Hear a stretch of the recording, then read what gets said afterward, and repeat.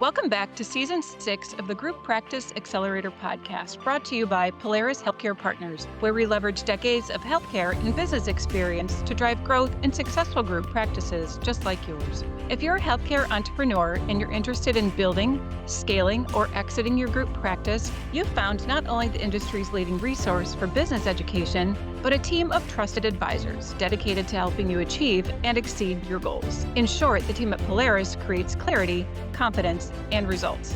I'm your host, Jamie Falasz, and the Group Practice Accelerator podcast is on the air. Well, hey everyone, thanks for joining me again this week because we're going to be talking about the number one asset in your business. It's the asset that can make or break not only the value of your business now, but after you transact as well.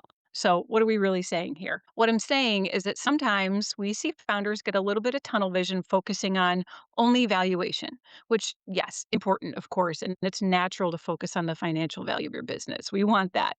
But we also want docs to step back and take a broader view while still really being intentional and detailed from that vantage point, because what we had to focus on is long-term value, stability, patient retention, goodwill, relationships, all of it. And that's all created by you, the founder. So now I think I've given it away. You are the number one asset in your business. So we're going to be talking about you today and what you want. And you know your business better than anybody. You've been there since day one. You created a successful business that buyers want, and they want that success to continue and to grow in value with their support. And we want your future plans to reflect what you designed and what you desire beyond the sale. So with that said, we're going to walk through a bit of a checklist today of sorts.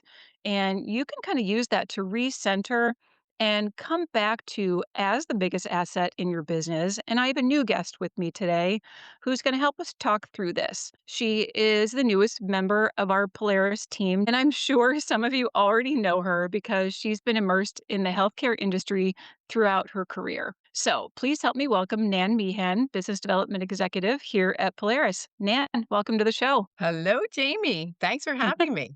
Excited for this. Yeah, me too. First time I get to have you on the show. So we've got lots to talk about. And I think people struggle to see themselves as the number one asset. Yes, they built their business. Yes, they have a lot to be proud of about what they've done in their business. But today we're going to work to create a little bit of a checklist so that people can come back and remember those places in their business where they have created value. So I will let you kind of kick off with that in terms of your thoughts and how founders create that value. Well, thank you. I'm thrilled to do that. And really, as Jamie had said, the asset being you, you're the founder of your business, your practice. And founders could be more than one person, the practice leaders. So, Yeah. as Jamie mentioned, thinking about a checklist for this podcast, we thought, let's just make it simple. Let's just think about the things that will help you engage your future. And when we talk about that, we're talking about buyers. And so, what can we do today to help you prepare for that exit? And there's many, many questions out there today about exiting your business and who are the buyers to engage with. But we thought it would be important to really focus on you and help you get prepared. Yeah, Everyone has their unique timeline, don't they, Jamie? they When they're do. ready and what they're thinking about. So we thought, let's start about the simplicity of it and thinking about your practice. And let me interject here and just go back to one thing that I said in the intro. You know your business better than anyone. And we know you can't clone yourself, but you can, provided you partner with an aligned buyer, continue to assert your mission and your values into what you uniquely bring to your community. So, and that's why we spend so much time with our sell side clients in evaluating buyers, right? You're part of Yeah. that decision. So just the right fit is essential to carrying out the plan that you've created. So we're going to continue talking about you. And Nan, my first question to you is, why is the founder the number one asset of the business? It sounds like a super easy question to answer, but there's a lot that's involved in it. Absolutely. So, as we mentioned, we'll walk through a couple of things that make you the asset for the business. But when you reflect back and you think about the culture of your practice and what you've built, that's the important part. And so, as the founder, we've got some questions for you to think about, don't we, Jamie, in Yeah, terms of that particular culture. So, as I would say, the number one thing I think about is you want to get the answer to be yes. And if the answer is yes, in many of these cases, you're going to win. So, the first thing I would ask myself as a leader and an owner is, do my employees enjoy coming to work every day? Think about that. good It's an question. intense question because that's what you drive in the practice, whether it's one location or multiple locations. You want to have that consistency where your employees every day look forward to coming to work. And as we say, if you say yes to yourself in that, then you win in that case. And that's number one as it relates to culture. Okay. Number 2 is I always think about the employees, and this is what buyers are gonna be thinking about. Do the employees actually have a voice in your practice? Are they Ah, can they tell you things that they see, or things that can help improve? That cultural voice is very, very critical to the future. And I would say, Jamie, that's number 2, do you allow your practice employees to be a voice? And yeah, if you and say that's yes, they win. exactly, exactly, because you have to stand back and ask yourself what kind of leader you are within that question in my mind, because having been a clinician and employee in a practice for many years, I think, well, even outside of clinical practice, I think we can all say that we have worked for at least one person in our careers where it wasn't okay to speak your mind in a diplomatic, constructive, problem solution kind of way, of course. But we want to make sure that that is part of the culture where people can come to you, discuss things, make suggestions for the betterment of the business. Yeah, absolutely. So again, if you're saying yes to the fact that they enjoy coming to work every day, if you're saying yes to the fact that you allow them to be a voice, it's Hmm. terrific. That's the win we're talking about. And Yeah. then the third leg of the stool here is the patients. Do they feel welcomed and Mhm. heard in your practice? Welcoming a patient when they come into the office is so critical. It Again, is. all three of these are driven around the culture of the practice. Yeah. If you have unhappy people at your front desk or even a clinician that's inviting someone back to the chair, boy, the patients can feel it. You wanna feel like, "Hey, Nan, great to see you again. Come on back, we're ready for you." There has to be somebody there with a smile on their face, and, even if a patient has to wait for a period of time because we know that happens, in every office, you want them to feel valued, right? And if Yeah. they're not met with the right kind of scenario, people don't feel valued, and then they can just as easily go somewhere else. Yeah. So those 3 questions really wrap up the culture of your practice, if you think about it. Yeah. Being Yeah. being an employee that's heard, uh, having your employees enjoy coming to work every day, and then having your patients really feel appreciated so that when you create the treatment plan, they have an understanding, a simple understanding of what they need to do, and you get the higher level of acceptance in the treatment plan. Yeah, exactly, and as the founder, as the number 1 asset, you have the power to control all 3 of those things, That's right? right.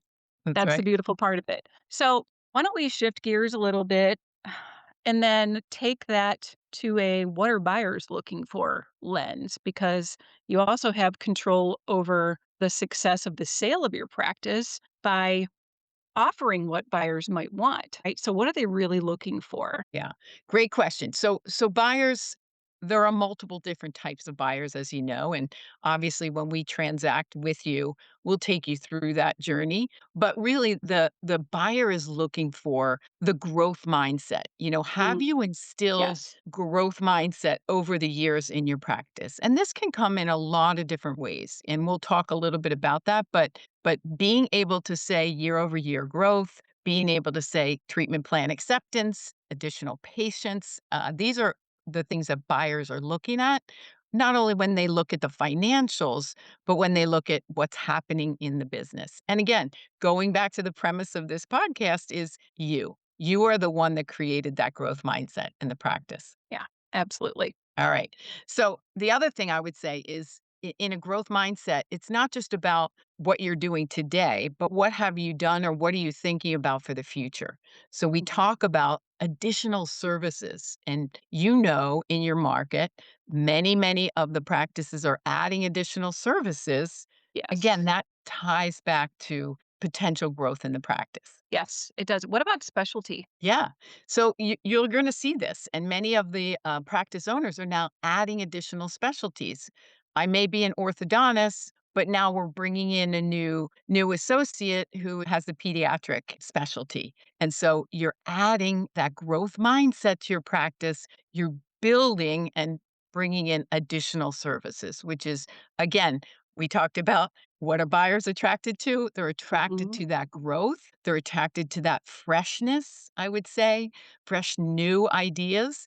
And that's what, you should start to think about as you look at transactions in the future. Well, sure, and it shows them that you have and I'll use quotes here, same store growth mindset, even expanding on the growth mindset.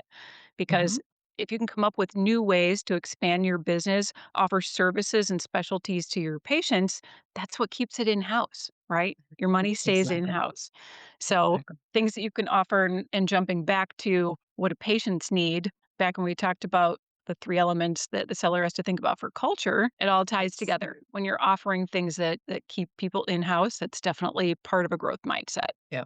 And I would say right now, as you know, Jamie, innovation, digital innovation in a practice is also falls under growth mindset. Ah, Many people are attracted to AI and the new yes. bells and whistles for their office. Again, that's a growth mindset. It's deeper than just, year over year sales. It's additional services, additional efficiencies that you can help in your practice. And then if you think about it, adding staff, adding additional associates that bring those specialties in and engaging those associates, going back to the culture, keeping that engagement strong.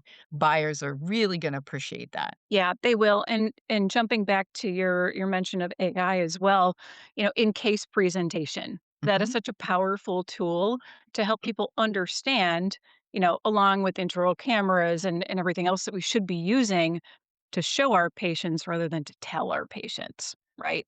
Here's what I'm Very good point. seeing. Here's what you need. Here's the treatment plan. When would you like to get started? Exactly. So, Exactly. so, I almost wanted to ask you this before we started into this conversation about why are you the number one asset in your business, but it makes sense to put it here too. So, really, the question is, what's next for you? And the reason this makes sense here, but I also wanted to ask you first, is because it all comes down to the strategic plan that you built for yourself. What do you want now? Like I asked in the intro, and what do you want for your future post transaction? So let's talk a little bit about why what is next for you is an important question to ask yourself consistently as part of this checklist. Yeah. So when you think about going to market or transacting, many of our founders, I call it founders, have built a phenomenal legacy. And in that case, many of them have worked long hours. Many of them have worked 5 to 7 days a week, Oh, yeah. post COVID. We all remember what happens. So it's important that again, we're talking about you, Mhm. think about what your future looks like. What is your expectation for the future? And Right. so buyers will come down to the level to support you and in that expectation. And I often talk about career pathing.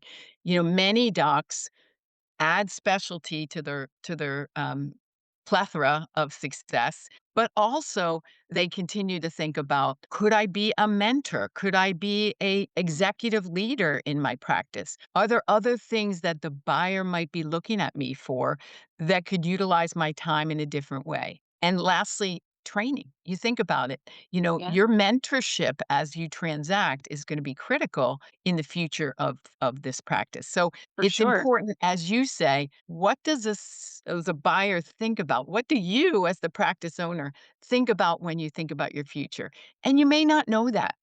Many people don't always know what their future looks like. We can help you with that because there's multiple ideas that may spark, hey, I would love to do that in the future.